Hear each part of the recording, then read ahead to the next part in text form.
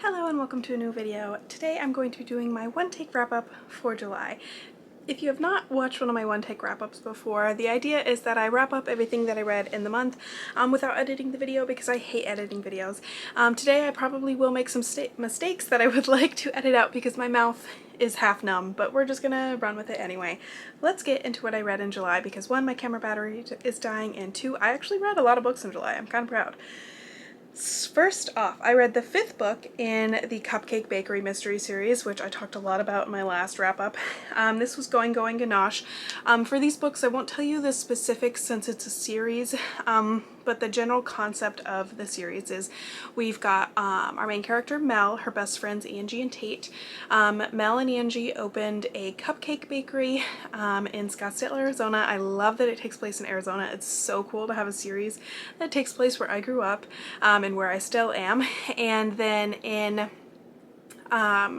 their friend also invested, and they all work there, and it's a cozy mystery. There's lots of fun little murders happening. So that's what the series is about. This one was fun. I give all these books a 5 stars, except for the first one.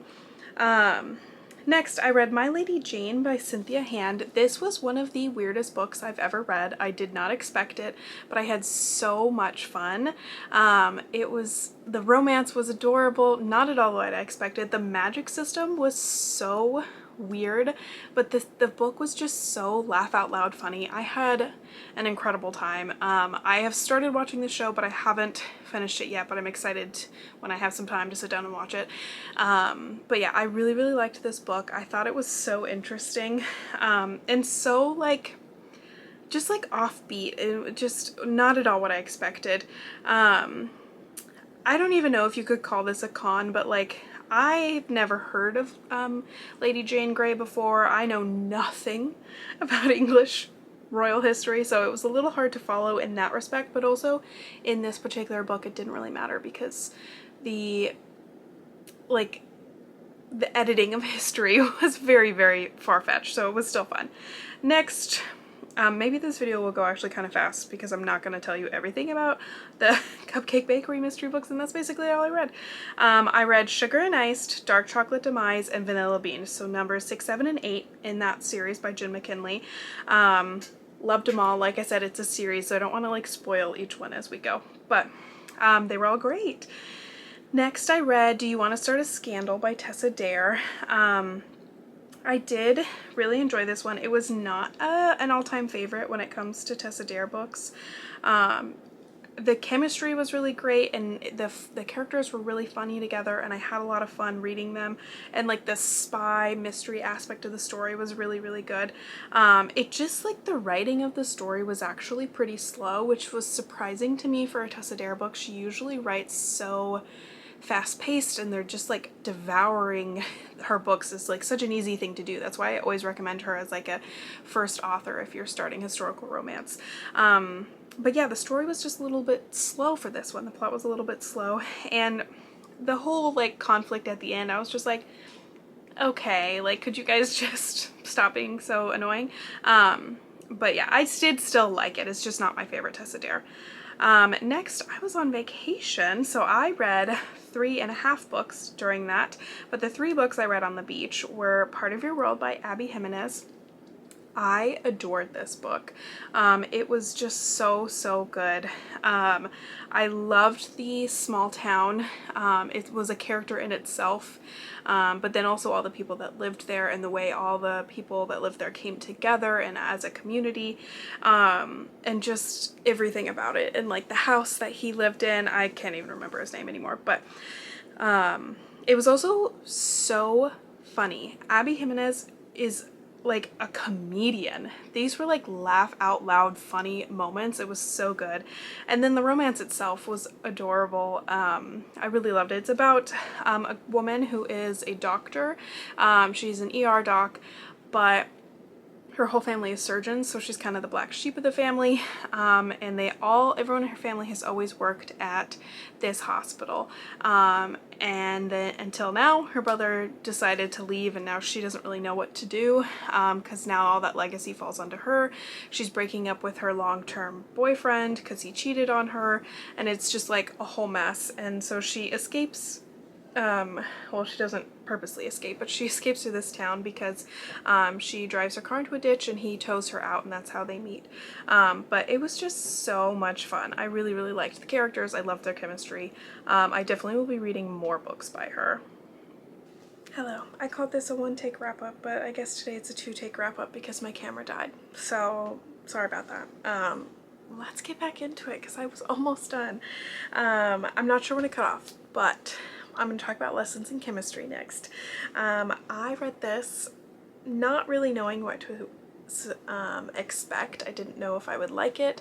I didn't know if it would be too hard to read or like too slow, too lit-ficky, but I actually really, really loved it. I loved the characters. I loved the story.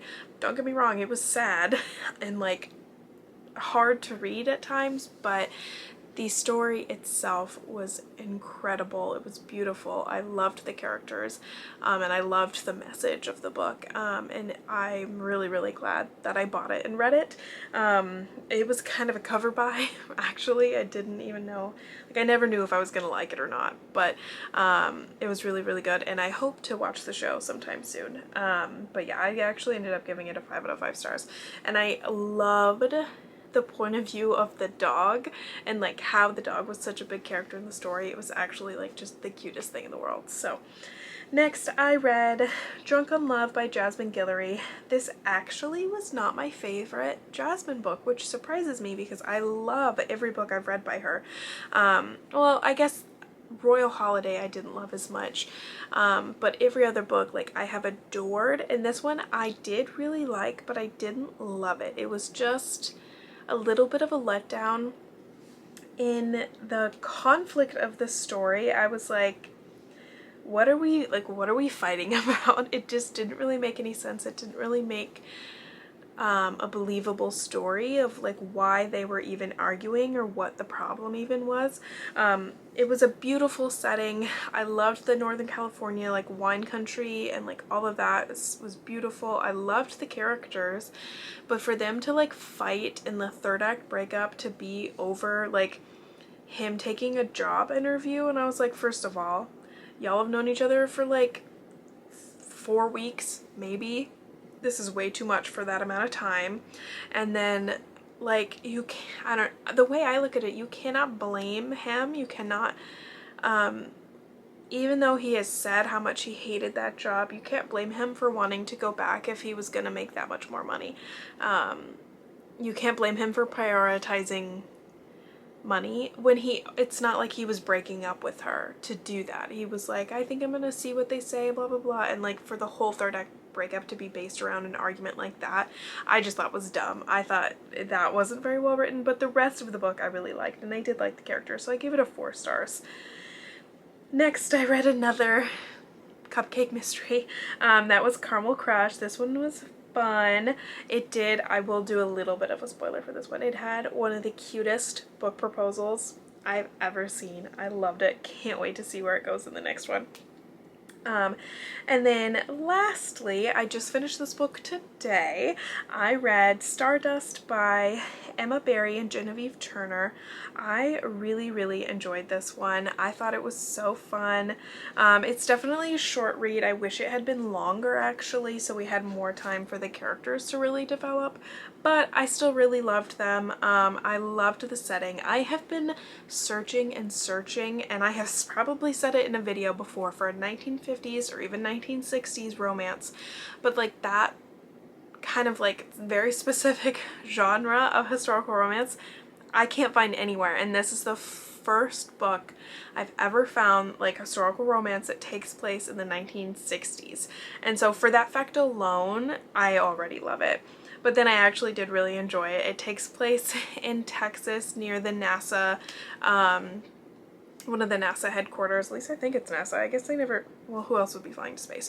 I've just been thinking, I'm like, did they ever even call it NASA? I feel like they call it something else, but maybe she like changed it a little bit to be different from real life. but he is an astronaut, or at least training to be one. He's the second choice, but he's still doing the training so he could be prepared to go to space if they needed him. And she moves in next door. She is a divorced woman, which is such a cool detail for a 1960s book.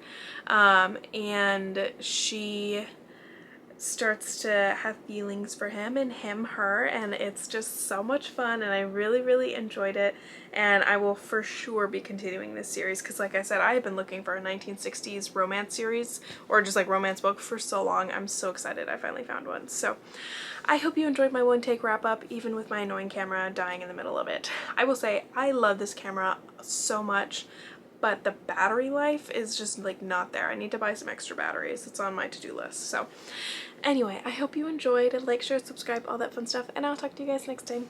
Bye!